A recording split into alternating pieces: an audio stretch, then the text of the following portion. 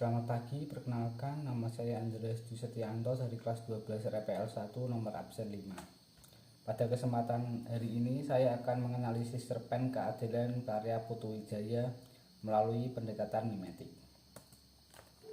Cerpen sendiri yakni salah satu karya sastra yang berbentuk cerita pendek.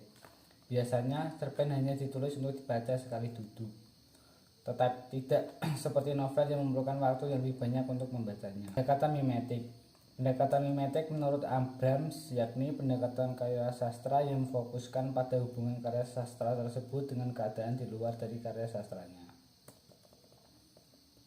Sinopsis: cerpen Keadilan karya Putu Wijaya ini menceritakan seorang tukang es podeng yang berjualan di alun-alun, dan ketika ia datang selalu dikerubuti anak-anak. Tidak ketinggalan dengan anak-anak, Pak Ahmad juga seringkali ikut mengerubuti abang es podeng. Pak Ahmad adalah seorang bapak-bapak yang sudah berusia, tetapi masih gemar membeli es podeng. Tidak jarang istrinya terheran-heran melihat tingkah lakunya. Dan yang terakhir yaitu Pak Sersan.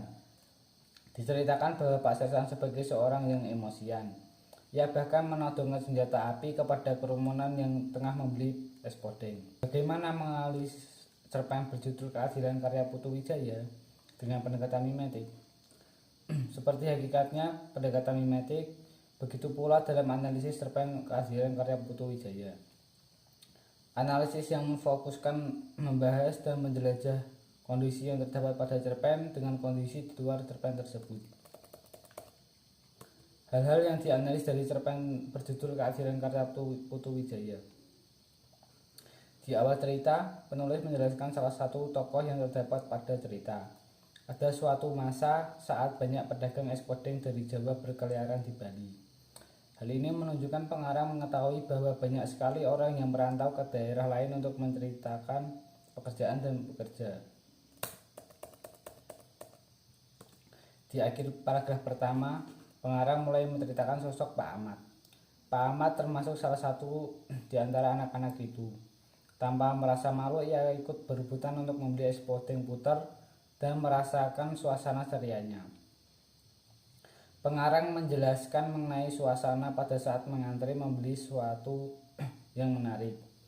Terlebih kebanyakan yang membeli adalah anak-anak. Maka suasana cerialah yang tercipta. Menunggu antrian dengan keceriaan, bercanda dengan teman yang juga sedang menunggu antrian, situasi tersebut sangatlah menyenangkan.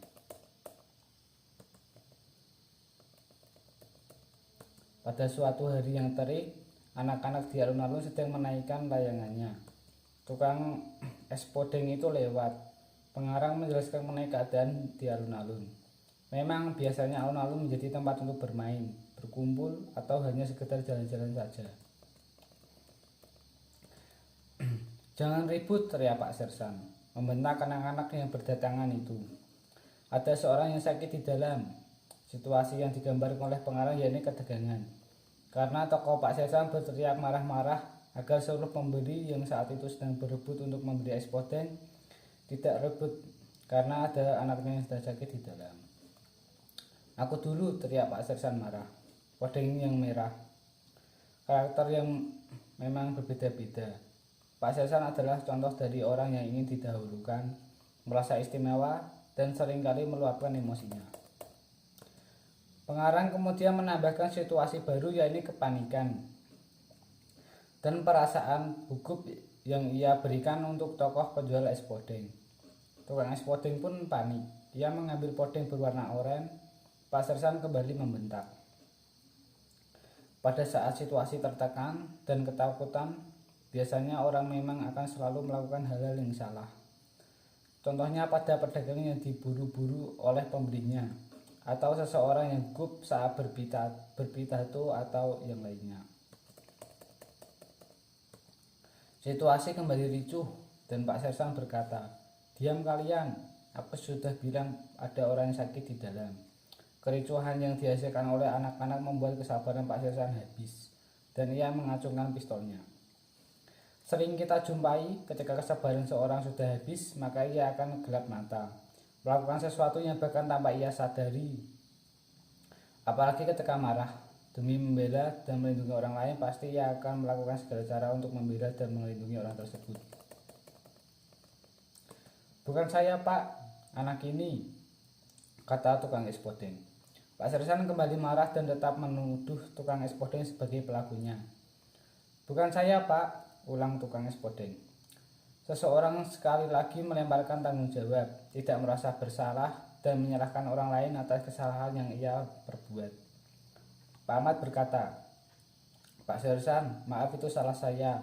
Anak-anak itu protes karena saya meminta didahulukan. Saya minta maaf, saya yang salah. Akan ada orang baik yang mewakili hati mulia. Ia rela disalahkan demi melindungi orang lain. Dan legowonya berkata bahwa ialah yang salah.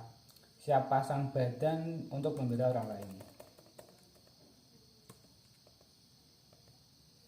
Pengarang menambahkan konflik baru dalam ceritanya.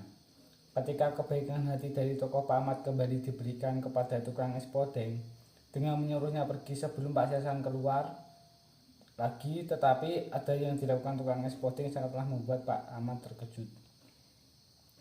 Ketika akan pergi, tukang es podeng bertanya, Bapak yang beli es podeng kemarin yang dekat lapangan?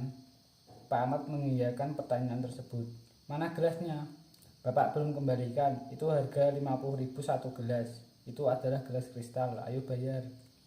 Pak Ahmad lalu melangkah, tetapi orang itu tiba-tiba mengeluarkan celuritnya dan menyerang. Pak Ahmad sempat mengelak tetapi tangannya terluka. Dan Pak Ahmad kembali membalas serangan tersebut. Seperti kata peribahasa, air susu dibalas air tuba, yang artinya sudah melakukan kebaikan untuk orang lain, tetapi malah dibalas dengan perbuatan jahat. Di akhir cerita, pengarang memberikan latar suasana yang sedih. Sambil menahan air mata, Pak Ahmad berjalan pulang. Belum sampai 1 abad merdeka, citra anak bangsa terhadap keadilan mudah sangat berbeda-beda. Apa yang sedang terjadi dengan bangsaku ini? Bisik Pak Ahmad. Sebagai seorang yang pejuang kemerdekaan, tentu sangatlah tahu bagaimana besarnya usaha yang dilakukan untuk meraih kemerdekaan.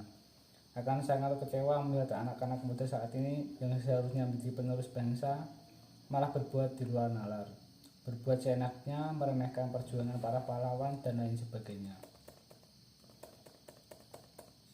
Pelajaran yang kita dapat ambil dari cerpen ini adalah banyak sekali pelajaran yang dapat kita ambil dalam cerpen berjudul Keadilan karya Putu Wijaya ini, terutama mengenai kesabaran, keadilan, perlunya saling memahami satu sama lain, terus berbuat baik meskipun kebaikan tersebut tidak dibalas dengan kebaikan lagi. Sekian presentasi saya hari ini, semoga bermanfaat. Terima kasih.